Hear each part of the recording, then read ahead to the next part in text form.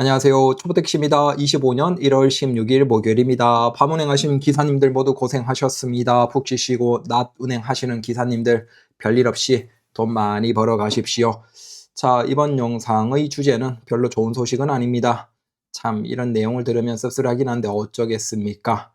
자, 국토교통부가 25년 1월 15일 오후 열린 플랫폼 운송사업 심의위원회에서 블랙 강남 모빌리티에 대한 플랫폼 운송사업 허가 심의를 의결했다라고 합니다.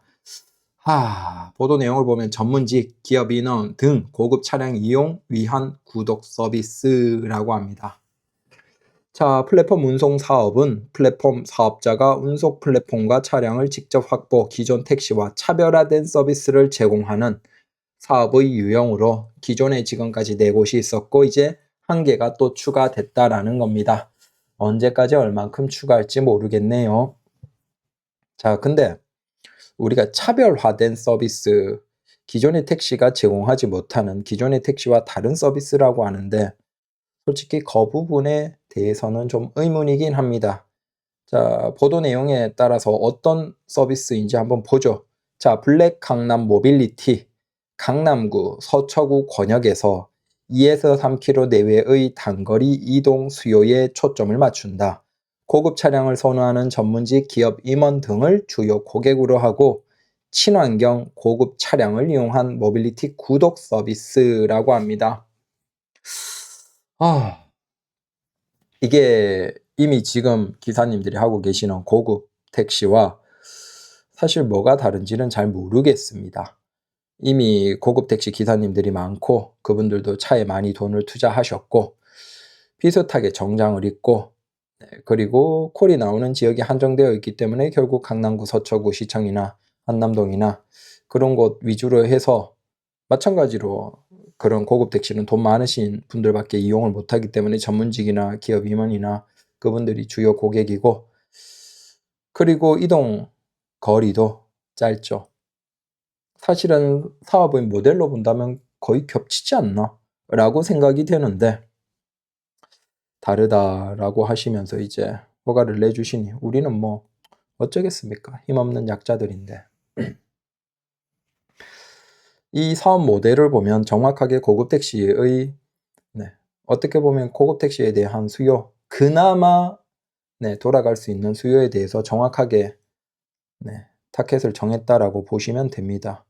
사실 고급 택시가 그러니까 여기에서 얘기하는 건 고급 택시 세단형이죠. 결론을 얘기 드리면 제발 고급 택시 세단이나 고급 택시 대형이나 관심 두지 마세요. 그걸 우리가 아무리 돈을 투자하고 우리가 위험을 감수하면서 들어가 봤자 의미가 없어요. 최근에도 기사님들 쭉 아닌 기사님들도 계속 고급 대형을 그만두시고 정리해 버리시고 차량도 판매해 버리시고 그런 기사님들이 계속 나오고 계십니다. 답이 없는 거죠. 새롭게 들어가는 분들은 또 어디서 헛바람이 들어서 어디에서 무슨 얘기를 듣고 계속 들어가고 계시죠. 자기 돈으로 많이 써서 차 사고 차 개조하고 그렇게 해서 들어가세요. 들어가면 이제 한동안은 새롭게 들어간 기사님이니까 콜을 좀 잘 받죠. 그런데 그분들도 결국 시간이 지나면 그리고 그때서야 아차 싶은 거죠. 근데 뭐 늦은 거죠 뭐. 이런 거 보십시오. 새롭게 신규 사업으로 해서 저기 내용에 보면 이게 뭐 몇십 대 정도다라고 하는데 참 안타깝죠. 몇 대의 차량인지는 모르겠지만 기존의 그 플랫폼 4개 사업자들을 규모로 보면 100대, 220대, 200대, 30대 이렇게 있습니다. 그러면 이번에 이 강남 서초 위주로 운행하는 이 사업자의 차량을 몇 대 허가를 했는지는 모르죠. 조금 더 구체적으로 나오면 그걸 또 얘기해 보겠습니다. 근데 최소 수십 대 이상이겠죠. 결국 이렇게 되면 기존의 고급 택시 사업자 기사님들은 타격을 꽤나 받을 거예요.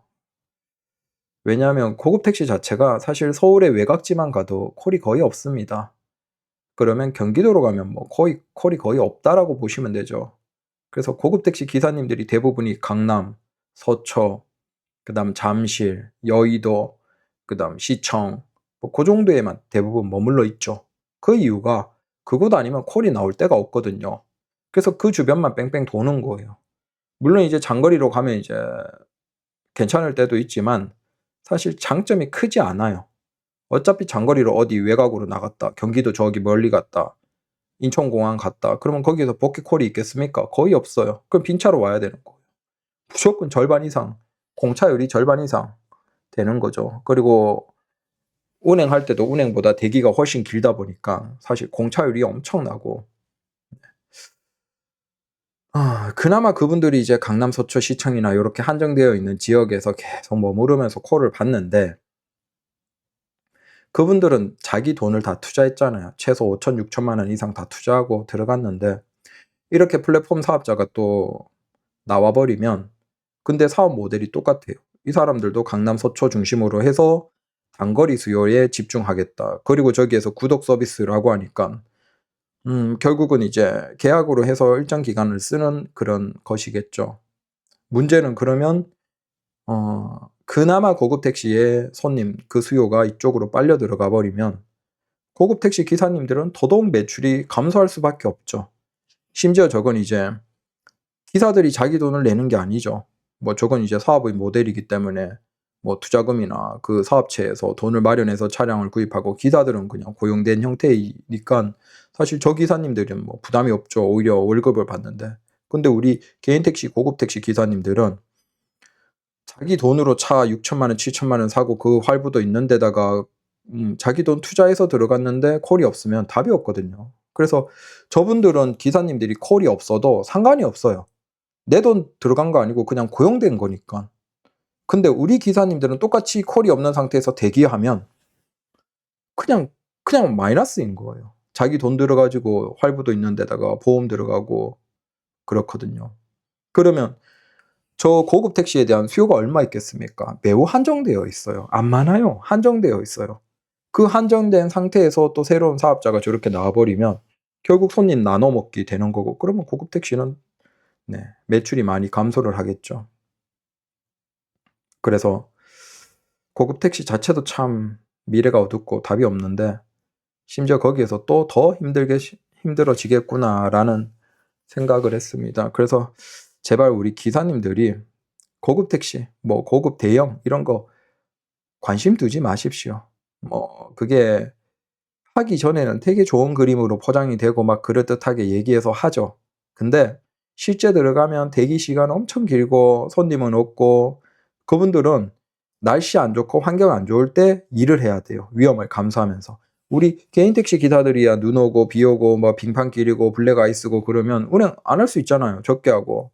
눈 오면 아예 운행 안 하시는 기사님들 계시잖아요. 그냥 술 마셔버리고 아예 운행 자체를 못하게, 욕심 안 나게. 그 이유가 뭐예요? 위험하니까. 사고 나면 위험하니까. 근데 그런 날 고급 택시나 저런 사업자분들은 대목이거든요.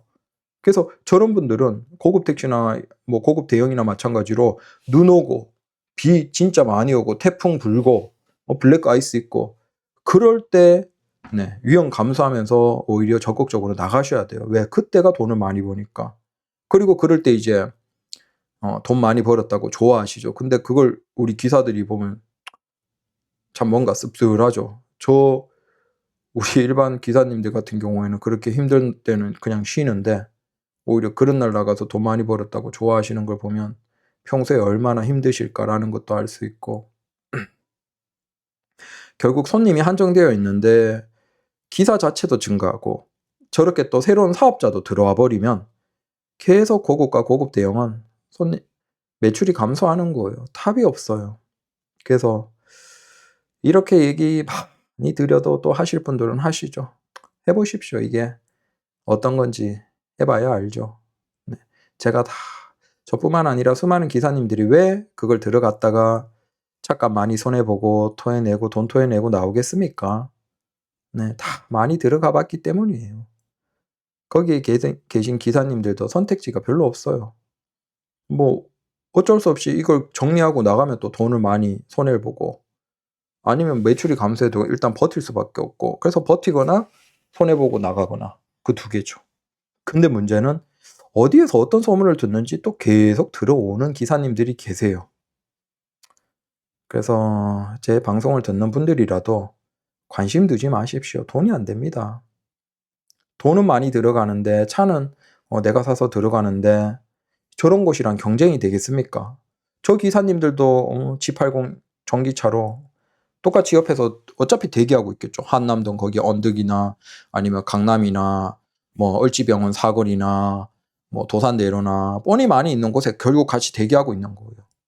근데 문제는 저런 기사님은 콜이 없어도 좋죠.